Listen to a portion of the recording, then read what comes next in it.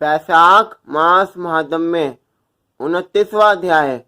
श्रुतिदेव जी बोले, हे राजन, इन सब पुण्य वर्धनी तिथियों में शुक्ल पक्ष की द्वादशी संपूर्ण पापों का नाश करने वाली है।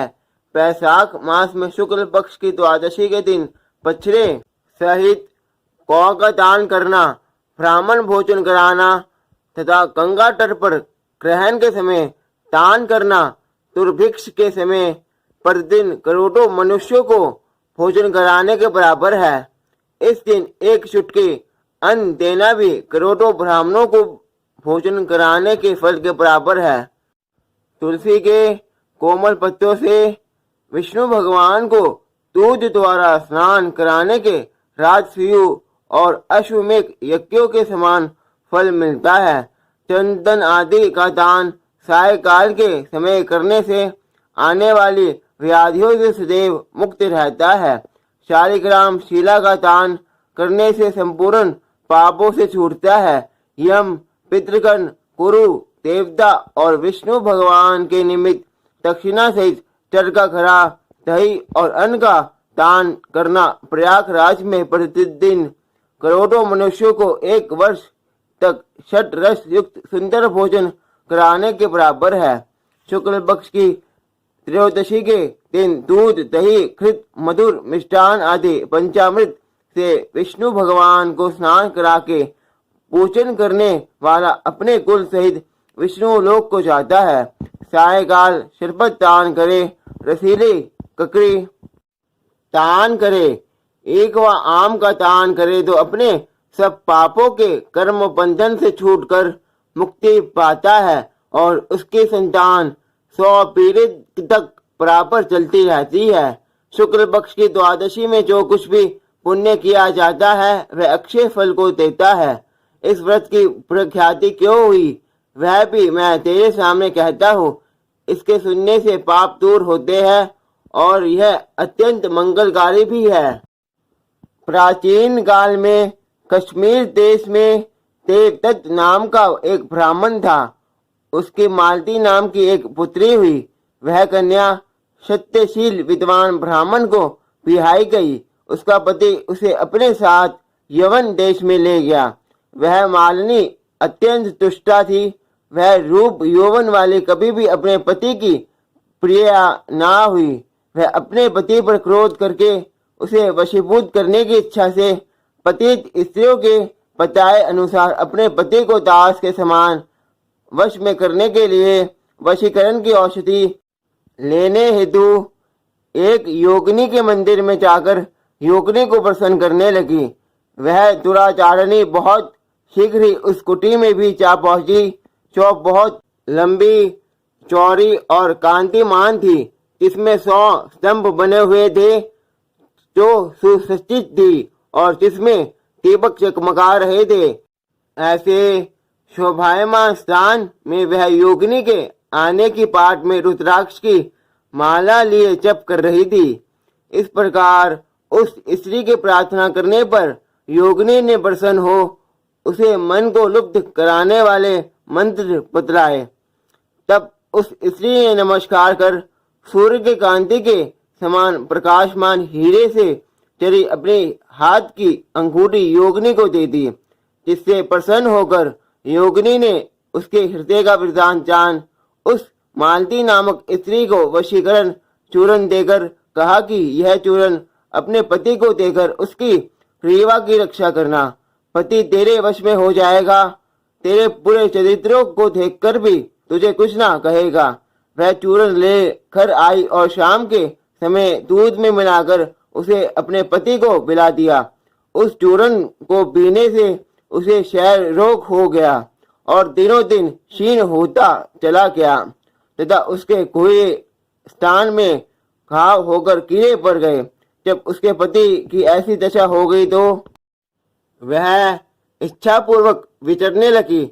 उसका पति पीड़ा के मारे त्राही त्राही पुकारने लगा और बोला, हे शुभने, अब मैं तेरी शरण हूँ, तू मेरी रक्षा कर। मैं कभी पर स्त्री की इच्छा नहीं करता। पति की यह दशा देखकर वह बहुत घबराई और सोचा, यदि यह मर गया तो मैं सभी श्रृंगारों से विहीन हो चाहूंगी। ऐसा सोचकर योगिनी के पास गई और सब वृतांत कहा। तब उसने पहली औषधि का चाह शांत करने के लिए दूसरी औषधि दी, जिसे पान करते ही उसका पति स्वस्थ हो गया। तब से वह घर में ही रहता और उसके वशीभूत हो गया। घर के काम के बहाने कई व्यभिचारी तथा कामी उसके घर आते। इसी पाप के कारण उसके शरीर में कीड़े पड़ गए और उसके कान, आंख और जीवा में छेद हो गया। स्तन कट गए, उंगलियां करने लगी, पैरों से लूली हो गई। ऐसे कष्ट भोगकर कुछ दिनों पश्चात वह दुखी होकर मर गई। 15 सहस्त्र वर्ष तक ताम्र भांड नामक नरक में तख्त होती रही। फिर 100 जन्म तक कुत्ते की योनि में पड़ी रही।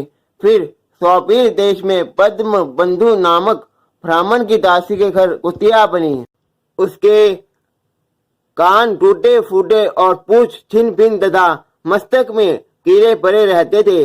इस प्रकार उस शर्म में भी वह अनेक क्लेशों को सहन करती रही। देव योग से जब कर्मफल पूरा हो गया तो वैशाख मास की संक्रांति में शुक्ल पक्ष की द्वादशी के दिन पद्म बंधु का पुत्र नदी में स्नान कर कीड़े ही वस्त्रों में घर आया और तुलसी के पेड़ के पास पैर धोए। उसी स्तंभ के नीचे वह कुतिया सो रही थी। सूर्य उदय से पहले वह कुतिया उस चरण धोए जल में लेट गई, जिससे उसके पाप तत्काल नष्ट हो गए और पूर्व जन्म के पापों की याद हो गई। उन कर्मों को याद करके व्याकुल हो त्राही त्राही पुकारने लगी और अपने पूर्व कर्म का वर्णन कर मुनि पुत्र से कहने लगी, हे मुने, वैशाख शुक्ल पक्ष में पुण्यों को बढ़ाने वाले द्वादशी के दिन स्नान दान आदि का जो सुकृत आपने किया है वह मुझे दे दो, जिससे मेरी मुक्ति हो जाएगी। इस तिथि को आपने जो महापुण्य किया वह मुझे देकर मेरा उद्धार करो। मैं अत्यंत दीन हूँ, हे द्विजवर, मैं आपको नमस्कार करती हूँ। ऐसे वचन सुनकर मुनिपुत्र कुतिया से बोले, अपने द्वारा किए हुए अच्छे बुरे कर्मों का फल मनुष्य सुख दुख के रूप में अवश्य भोगता है। तू दुराचारणी शूद्र क्या करेगी? यह वचन सुन कुतिया दुखी हो ऊंचा मुंह करके जोर जोर से पुकारने लगी और उसके पिता पद्म बंधु से बोली, हे मुने, मैं आपके द्वार पर पड़ी रहने वाली कुतिया हूँ। आपका झूठा टुकड़ा खाती रहती हूँ, अतः आप मेरी रक्षा करो, क्योंकि महात्मा और गृहस्थियों का जो उनके द्वार पर शरण में पड़े रहते हैं उनका उद्धार करना परम कर्तव्य है। अतः आप मुझ मूर्ख का उद्धार करो। कुतिया के ऐसे वचन सुनकर पद्म बंधु घर से बाहर आया और पूछने लगा कि क्या बात है। तब उसे उसके पुत्र ने सब कथा वर्णन की। पुत्र के वचन सुनकर वह विस्मय के साथ कहने लगे कि मेरा पुत्र होकर तूने यह क्या कहा? साधुओं को ऐसे वचन कहने उचित नहीं है। संपूर्ण प्राणी परोपकार के लिए ही है। अपनी आत्मा को सुख देने वाले पापी होते हैं। चंद्र, सूर्य, पवन, पृथ्वी, अग्नि, जल, चंदन, वृक्ष और महात्मा सब परोपकार में रखे रहते हैं। दधीचि ऋषि ने दैत्यों को अति बलवान जान अपनी हड्डियां निकाल कर देवताओं को दे दी थी। जब भूखे शयनल ने कबूतर को पकड़ लिया तो राजा शिवी ने अपना मांस काटकर शयन को दिया।